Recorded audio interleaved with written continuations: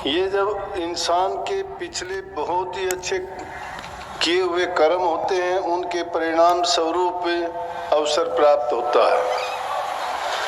परंतु जो हमें पीछे किया था उसका परिणाम अभी है, लेकिन अब अगर हम कुछ नहीं करेंगे तो आगे के लिए कुछ भी नहीं रहेगा। और इससे बढ़ के अवसर कोई हो नहीं सकता। परंतु समझ में कब आता है इंसान को, जब वक्त गुजर जाता है। अवसर हाथ से निकलने के बाद में पश्चाताप ही रह जाता है और फिर इंसान सोचता है कि अगर मैं ये करता, मैं उस समय में ये कर लेता तो मुझे आज ये दिन नहीं देखना पड़ता। और जो जो लोग परेशान होते हैं आगे चल के, हर इंसान की जबान पे यही शिकायत होती है कि मैंने ये गलती की थी, अगर मैं ऐसा नहीं करता तो ऐसा नहीं होता। लेकिन हम दूसरे की बात को सुन के, उनके हालात को देख के ये शिक्षा कभी नहीं लेना चाहते कि उसने जो बात बताई थी उसे अपने कर्म का फल, कर्म का भोग भोगना पड़ा। अगर हम भी उसको देख के नहीं संभले या उसी प्रकार की गलतियां हम भी दोहराते रहे तो फिर हमें भी इसी तरह से शिकायत करनी पड़ेगी। इसलिए जो तकलीफ होती है उसको ये ना गिनो कि वो तकलीफ है। कोई भी काम करते हो, चाहे वो किसी प्रकार का उदर पूर्ति का काम है, उसमें भी आपको कष्ट उठाना पड़ता है, मेहनत करनी पड़ती है। बिना मेहनत के कुछ नहीं मिलता। मेहनत करोगे तो उसमें दुख भी होगा, कष्ट भी होगा। बिना कष्ट के कुछ भी कभी किसी को मिला ही नहीं है आज तक। और फिर भक्ति रूपी तो वो दौलत है जो इस संसार में हर दुकान पर नहीं मिलती। वो सिर्फ संतों के पास ही मिलती है। और संतों के पास जाके अगर उसका पता करना चाहोगे, देखने में लगता है कि भक्ति बहुत सहल है, सरल है, सस्ती है, कुछ नहीं देना पड़ता। और वास्तव में जब देखा जाता है तो भक्ति के लिए जो देना पड़ता है उसकी तो संसार में कोई कीमत ही नहीं है। क्योंकि सारी चीजें हम अपने तन मन से करते हैं या कमाते हैं, और भक्ति के लिए ये चीजें हमें दांव पर लगानी पड़ती हैं, तन भी, मन भी और धन भी। संत हीरे जवाहरात के व्यापारी बन के संसार में आते हैं, नाम रूपी दौलत का सौदा करते हैं, सौदागर हैं वो। उन्होंने इस संसार के घाट पर अपनी दुकान सजाई है जिसमें नाम रूपी दौलत बख्शी जाती है जीवों को। लेकिन किस चीज के बदले में देते हैं? वह तन मन धन उसके बदले में लेते हैं। परंतु जिसने कभी सुई का भी कष्ट नहीं सहा हो, वो तन मन धन अपना कैसे दे देगा? इसलिए वो चीज इतनी सहल और इतनी सरल आसान नहीं है। संत मत को हम बताते जरूर हैं कि ये कर सकता है कोई भी, इसका रास्ता सरल है, लेकिन उसके लिए मेहनत, कष्ट और आदमी को अपना कितना पुरुषार्थ करना पड़ता है, वो जो इस मार्ग पर चलता है उसको पता लगता है। दुनियादारों की नजरों में कुछ भी नहीं होता। वो तो बाहर से देख के करते। दुनियादारी के लोग किस चीज को अच्छा मानते हैं? वो सोचते हैं कि किसी को अच्छे वस्त्र मिल गए उसका जीवन अच्छा है, किसी को खाने पीने के लिए अच्छा मिल गया उसका जीवन अच्छा है, किसी के पास 4 पैसे हो गए वो बहुत अच्छा है, किसी के पास ऊंचा ओहदा पद मिल गया वो बहुत बढ़िया है।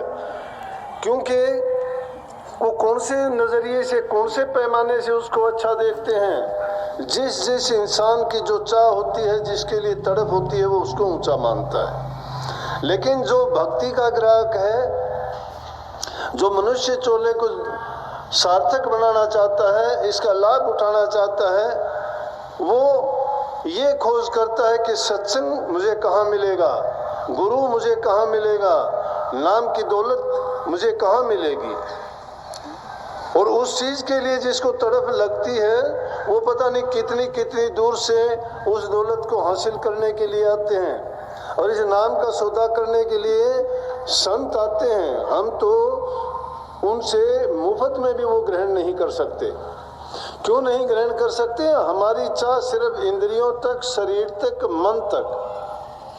जो चीज हमारे मन को अच्छी लगती है, इंद्रियों से जिसका आनंद आता है, और संसार में जो दिखावे की चीजें हैं वही हमें अच्छी दिखाई देती है और उन्हीं की हम चाह रखते हैं। जिनको जो मिल जाती है वो उसी में कहते हैं कि उसको बहुत कुछ मिल गया। लेकिन जब उनकी गहराई में जाके देखते हो, धन वालों से जाके पूछ के देखो कि उनका जीवन कितना सुखी है, ऊंचे पद वालों से जाके देखो क्या उनको मन की शांति है? नहीं। इसीलिए फकीरों ने, मस्त फकीरों ने क्या कहा कि चाह गई चिंता मिटी मनवा बेपरवाह, और जिनको कछु न चाहिए वो साहन के साथ। इस सिर्फ इतबार और भरोसा इंसान को करना पड़ता है। जब मन में तसल्ली आ जाती है, यकीन आ जाता है, संतोष रूपी धन उसको मिल जाता है, तो समझो कि उसको सब कुछ मिल गया। और जो संतोष इस भक्ति में है, भक्ति में है, क्योंकि आदमी की कामना और चाहना उसको भगाए फिरती हैं। आज इस चीज की तड़प है, कल दूसरी चीज की होगी, वो इच्छा पूर्ति होगी फिर और ज्यादा बढ़ जाएंगी, वो होंगी फिर और ज्यादा बढ़ जाएंगी। हम सोचते हैं कि इन चीजों के कर्ता हम हैं। इसीलिए इस वाणी में भी कहा ने कि तुम इस बात को गौर क्यों नहीं करते कि जगत में हमारा कोई है ही नहीं। और वास्तव में अगर देखोगे तो कौन है जगत में? इस दुनिया में हमारा साथ देने वाला, किस चीज में साथ देने वाला? दुनियादारी के कामों में तो कोई भी साथ दे देगा।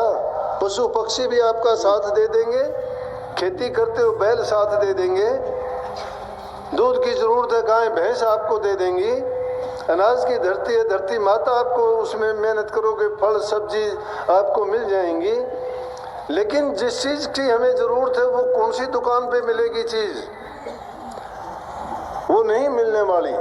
हम तो सोचते हैं कि मैं ये काम करूंगा मेरे से ही होगा, बेटे के लिए करूं, भाई के लिए करूं, परिवार के लिए करूं। कौन किसके लिए करता है? सबका परमात्मा करता है। जिसने जन्म दिया है उसको सबकी चिंता है, वो सबकी करता है। क्यों करता है वो सबकी? कि जीव कर्म तो खुद का करता है। जो जीव जैसा कर्म करके आता है उसका कर्म का परिणाम उसको ही भोगना होता है। करता भी खुद है, वो भोगता भी खुद है।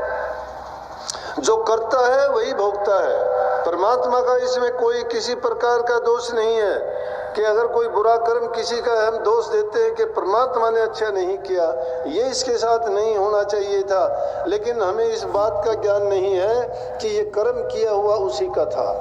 और आदमी कर्म करते हुए अगर उसके कर्म के अंदर कोई दखल आ जाती है तो उसकी वो क्रिया भ्रष्ट भी हो जाती है। अच्छा करते करते अगर हम किसी गलत रास्ते पर चल पड़ते हैं तो वही बुरी स्थान पे हमें चीज ले जाएगी, या उसके परिणाम स्वरूप हमें जन्म अच्छा नहीं मिलेगा, या उसका भोग भोगने के लिए हमें ऊंची नीची योनि में जाना पड़ेगा। और फिर हम दोष देंगे लेकिन हमें फिर भी नहीं पता लगेगा कि ये मेरे कर्म का परिणाम था। संत जो जगत में आते हैं जीवों को यही बात जोर दे के समझाते हैं कि ये जीव अपना कर्म भोगते भोगते अपनी ऊंची नीची योनियों के बाद जब इसके कई जन्मों के शुभ कर्म इकट्ठे हुए तो इंसान का चोला मिला। और अब भी अगर वो चेताते हैं, सोते हुओं को तो सब जगाता है लेकिन संत जागते हुओं को भी जगाते हैं। इसीलिए ये कहा है कि जिनको सतगुरु मिल जाता है उसका अज्ञान रूपी अंधेरा दूर हो जाता है। जीव का अज्ञान है क्या? जीव का यही अज्ञान है कि वो इस बात को नहीं समझता कि मैं दुनिया में आया क्यों था। अगर खाने पीने के लिए, जीने के लिए 4 दिन की जिंदगी है, ये तो जीव जंतु पशु पक्षी जिनको जितनी मिली है वो भी जी के जाएंगे। तो इंसान में और उनमें अंतर क्या है? जब इंसान को सभी गुणों से संपन्न किया परमात्मा ने, अपना ही रूप दे के संसार में भेजा है, उससे भी अधिक उसको बुद्धि, ज्ञान, समझ दिया है, विवेक दी है कि उस विवेक के कारण, ज्ञान के कारण वो इस चीज को समझे। अगर थोड़ा एकांत में जब कभी बैठते हो तो इस बात की गौर करके देखना कि और योनि में किसी में गुरु मिलता है क्या? गुरु का महत्व क्यों है? किसी भी योनि में देखोगे उनमें कोई भी गुरु नहीं मिलता। और सारी क्रिया तो पशुओं में, इंसान में सामान्य होंगी। संतान उत्पत्ति वो भी करते हैं, हम भी करते हैं। वो भी उदर पूर्ति का काम करते हैं, हम भी करते हैं। वो भी अपने सर्दी गर्मी से बचने का कोई घोंसला बनाता है, कोई जमीन में बिल बनाता है, कोई और किसी रूप से अपनी सुरक्षा का तरीका खोजता है। इंसान उसको दूसरे रूप से बना लेता है। लेकिन इंसान को जो सबसे बड़ा तोहफा मिला वो ये मिला था कि तू इसी जीवन में जो तेरा मेन मुख्य उद्देश्य है उसकी प्राप्ति हेतु काम कर सकता है, और वो है कि जन्म मरण से छूट जाना। लेकिन हम उन चीज़ों की तरफ तो गौर नहीं करते। हम सोचते हैं कि मैं ही करने वाला हूँ, जो मैं करूँगा वही होगा, बेटे के लिए करूँ, उसके लिए ये करूँ। लेकिन अचानक जब काल का बुलावा आ जाता है तो ना बेटे की परवाह होती है, ना भाई की परवाह होती है, ना परिवार की परवाह होती है। सबको छोड़ के चल देता है एक अकेला, और उसके साथ जाने वाला भी कोई नहीं होता। इसलिए ये है संसार क्या खेल है? ये एक अकेले का ही खेल है। ये जीव अकेला आता है, अकेला जाता है, अपना किया कर्म साथ लेके आता है, और जो करता है उसी को लेके उसका परिणाम भोगने के लिए फिर उसकी तैयारी हो जाती है कि वो किस योनि में जाएगा और उसको अपना कर्म किस प्रकार से पूरा करना पड़ेगा। रही बात क्रिया की, बताई थी, क्रिया करते हुए अच्छा काम करते करते भटक जाता है इंसान। क्यों भटक जाता है? कि काल महाराज ने रचना जो रची है उसमें मन, माया दोनों ऐसे फंदे बनाए हैं जो इस जीव को घेरते रहते हैं, कदम कदम पर दाव लगाए बैठे हैं। वो जब भी उनको थोड़ा सा भी ये दिखाई देता है कि जीव अब थोड़ा रास्ते से भटका गिरा, और उसको अपने चंगुल में फंसा देते हैं, फिर नहीं निकलने देते। जब ये बात हो जाती है तो फिर वो सुधरना या रास्ते पे आना मुश्किल हो जाता है। अच्छे काम को करने के लिए तो हमें कष्ट भी उठाना पड़ता है, खोज करनी पड़ती है, उसके लिए मेहनत भी करनी पड़ती है। लेकिन बुरे रास्ते पे चलते हुए तो हमें कुछ भी नहीं करने, सारे साधन अपने आप उसके हमें मिलते चले जाएंगे। ना उसमें शिक्षा की जरूरत, ना किसी की मदद की जरूरत, और ना हमें ज़्यादा कोई किसी ऐसी खोज करने की जरूरत कि वो हमारी मदद कर सके। जितने भी बुरे काम हैं उनके लिए कोई शिक्षालय नहीं बना, कोई आदमी उसके लिए कहता नहीं कि तू ऐसा कर या तू बुरे रास्ते पे चल। लेकिन अच्छे रास्ते चलते चलते भी बुराई में क्यों गिर जाते हैं? इसका मतलब है वो काल और माया के जो फंदे हैं वो जीव को फंसाए रखते हैं। परंतु ये हमें सोचना चाहिए कि कष्ट जब होता है तो सोचना है कि मेरा जो कर्म है वो पूरा कर रहा हूँ मैं, या समझो कि मेरी परीक्षा हो रही है, या समझो कि मेरा ये जांच चल रही है कि जिस मार्ग पर मैं चला हूँ उसके लिए पक्का हूँ या डगमगाया हुआ हूँ। अगर डगमगाता है तो गिर जाता है। कबीर साहब भी कहते हैं कि पिया का मार्ग कठिन है खांडे की धारा, कि वो रास्ता तो इतना कठिन है कि जिस प्रकार से तलवार की धार पर चलते हो, अगर डगमगाता है तो गिर जाता है, और अगर डगमगाता नहीं है, जो पक्का होके चलता है, तो निश्चित रूप से पार उतर जाता है। हम सोचते हैं कि हमने नाम ले लिया, लेकिन तब्दीली हमें नहीं आई। नाम का मतलब तो था बदल जाना। सारा संसार ही बहा जा रहा है, सभी वही कर्म करते हैं, वही कर्म हम करते हैं, लेकिन हमने नाम लिया है। नाम लेके नाम के जो नियम है उनका जब पालन नहीं करते तो नाम हमारे लिए क्या कर देगा? नाम का मतलब है कि अगर हमने नाम लिया है तो हमारा रास्ता बिल्कुल संसारियों से जुदा हो जाएगा। जो बुराई के फंदे हैं उनसे निकलना ही निकलना पड़ेगा, और उनको जब छोड़ोगे तो निश्चित रूप से आपके सामने परेशानियां खड़ी हो जाएंगी, और वो परेशानी सबसे पहले घर से ही पैदा होंगी, घर परिवार से। अभी एमपी से एक लड़का आया, बताऊं, कुछ दिन पहले आके बड़ा खुश हो और कहने लगा जी मैं आया था आपके पास से, कोसड़ी के सत्संग में मेरा जीजा लेके आया मुझे मैंने नाम ले लिया। माँ बहुत अच्छा भाई। बोला जी मैं पहले तो चोरी चपाटी करता था। मैं क्या करता?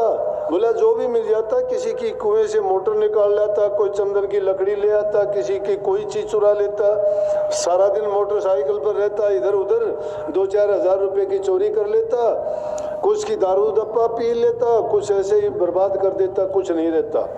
और अब बोला जी मैंने तो जिस दिन से नाम लिया मेरी किसी चीज की कमी नहीं रही।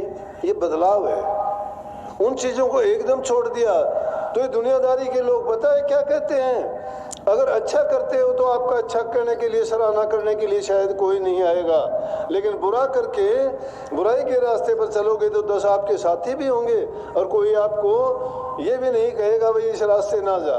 तो कहता है अब कि बोला मेरी माँ भी मुझे ये कहने लगी कि मेरा लड़का तो पागल हो गया, इसने सब कुछ छोड़ दिया। अब नूला गांव वाले मुझे कहते हैं नूला अरे तू पागल हो गया, कहाँ जाता है, क्या करता है? नाम लेने वाले को, सही रास्ते पे चलने वाले को, पाप कर्म के छोड़ने वाले को, धर्म मार्ग को अपनाने वाले को कहते हैं कि रास्ते से भटक गया है तो पागल हो गया, इसकी बुद्धि खराब होगी।